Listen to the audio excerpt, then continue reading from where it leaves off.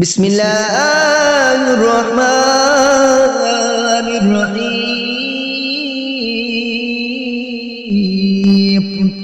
اللهم صل على سيدنا ومولانا محمد صاحب التاج والمعراج والبراق والغنم دافع البلاء والوباء والقحط والمرض والألم.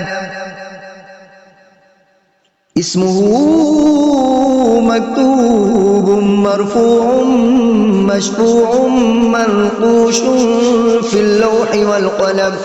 سيد العرب والعجم جسمه مقدس موتر مطهر منور في البيت والحرم.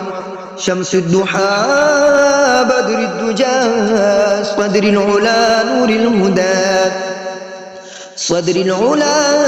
الهدى كافي المرام مصباح الظلم جميل الشيم شفيع الأمم صاحب الجود والكرم. والله واصمه وجبريل خادمه والبراق مركبه والمعراج سفره وسدرة المنتهى مقامه وقاب قوسين مطلوبه والمطلوب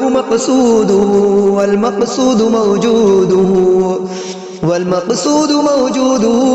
سيد المرسلين خاتم النبيين شفيع المذنبين أنيس الغريبين رحمة للعالمين راحة العاشقين مراد المشتاقين.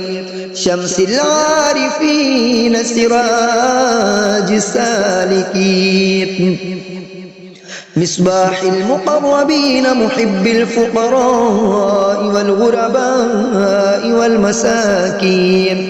سيد الثقلين نبي الحرمين إمام القبلتين وسيلتنا في الدارين صاحب قاب قوسين محبوب رب المشرقين ورب المغربين.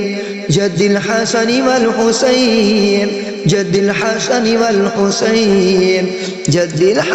والحسين مولانا ومولى الثقلين وبالقاسم محمد بن عبد الله